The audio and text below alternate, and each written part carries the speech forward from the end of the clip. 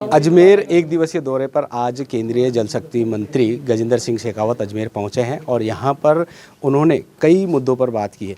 ऐसे लोग जो भारतीय मूल के धर्म के धर्मावलंबी हैं और जिनका दुनिया के किसी भी ऐसे देश में राजनीतिक आधार पर प्रताड़ना होती हो, उनका उत्पीड़न होता हो, तो मैंने लोकसभा में भी इस बात को 2015 में जब हम OCI PIO बिल पर बात कर रहे थे तब कहा था कि भारत की भूमि उनकी नैसर्गिक मातृभूमि है और हमको बाहें पसार करके ऐसे लोगों का स्वागत करना चाहिए। अपने बहू बेटियों की इज्जत को बचाने के लिए अपना सब कुछ गंवा करके जो लोग हमारे पड़ोसी देशों से भारत की भूमि पर आते हैं, यहाँ शरण लेने के लिए आते हैं, दुर्भाग्य से जिस तरह के कानून हमारे यहाँ बने हुए थे, उन कानूनों के चलते हुए उनको कई दशकों तक संघर्ष करना पड़ता था और उनकी स्थिति होती थी आसमान से पटके गए और खजूर में अटक गए हों। बरसों तक उनका कोई धनी धोरी नहीं होता था।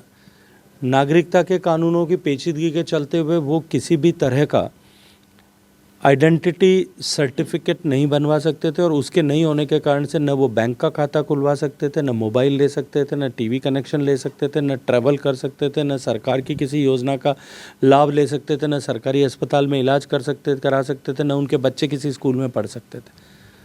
वो सड़क पर रहने के लिए मजबूर थे क्योंकि प्रॉपर्टी खरीद भी नहीं सकते और किराए भी नहीं ले सकते थे।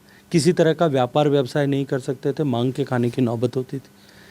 ऐसे लोगों को राहत प्रदान करने के लिए माननीय प्रधानमंत्री जी ने CAA का कानून लोकसभा में, राज्यसभा में, संसद में बिल पारित करा के और बनाया। लेकिन दुर्भाग्य से इस देश में अनेक लोग ऐसे हैं जिनके ऊपर मानवीयता से ज़्यादा राजनीतिक महत्वाकांक्षाएं जिनके लिए प्राथमिकता है।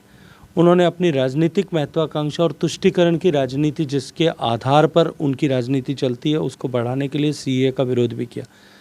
लेकिन माननीय प्रधानमंत्री जी का अडिग संकल्प था और माननीय गृह मंत्री जी का पक्का इरादा और विश्वास था कि हम इसको बदलेंगे। CAA का कानून पारित भी हुआ और अब उसके नियम उपनियम सब बने, शीघ्र लागू होगा। सर, बजट 1 तारीख को पेश होने वाला है, क्या उम्मीद है? देखिए, अब की बार का बजट क्योंकि चुनाव सामने है, ये अंतरिम बजट होगा और इंटरिम बजट में बहुत लंबी चौड़ी घोषणाएं चुनाव के दृष्टिकोण से लाभ प्राप्त करने के लिए की गई हों, ऐसा विषय जा सकता है। भारत सरकार का माननीय मोदी जी का 2 कमिटमेंट है। एक, गरीब के जीवन में परिवर्तन लाना और गरीबी रेखा से बाहर निकालने का प्रयास करना। पिछले 10 साल में माननीय मोदी जी के द्वारा बनाई गई योजना, उन योजनाओं को धरातल पर उतारने के लिए जिस तरह की व्यवस्था बनाई गई, 100% सैचुरेशन का जो नया मॉडल बनाया गया, उसके चलते हुए देश में 23 करोड़ लोग गरीबी की रेखा से बाहर आए। ये मैं नहीं कहता, नहीं सरकार दावा करती है। United Nations development programme UNDP, Oxford विश्वविद्यालय और नीति आयोग, इन तीनों ने समन्वित रूप से एक स्टडी की है जिसकी रिपोर्ट ये कहती है कि लगभग 23 करोड़ लोग जो है वो गरीबी की रेखा से बाहर निकल पाए।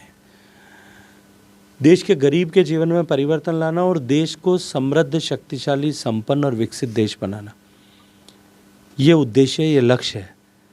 इस लक्ष्य की प्राप्ति के लिए जो कुछ भी किया जाना है वो सब जो है इस बजट के माध्यम से निश्चित रूप से होगा। किसानों को लगभग 7 लाख एकड़ ज़मीन सिंचित हो सके, इस सपने को पूरा करने के लिए माननीय प्रधानमंत्री जी ने जो है बीच में आकर के दोनों राज्यों के बीच समझौता करा करके इस योजना का मार्ग प्रशस्त किया है।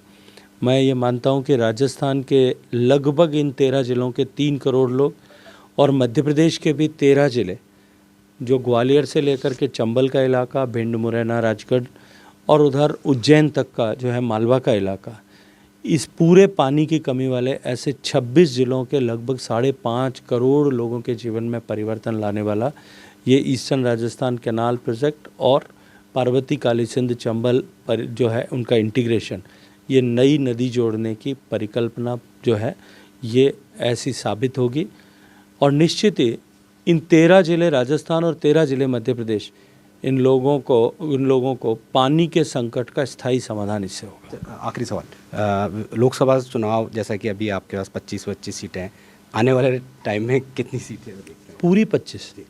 मैंने 2014 में भी कहा था हम 25 सीटें जीतेंगे, 2018 में जब हम विधानसभा चुनाव हार गए थे, सरकार से बाहर हो गए थे, तब आपके जैसे मित्रों ने पूछा था, तब भी कहा था हम 25 सीटें जीतेंगे, तो लोग मुझे काउंटर क्वेश्चन करते थे।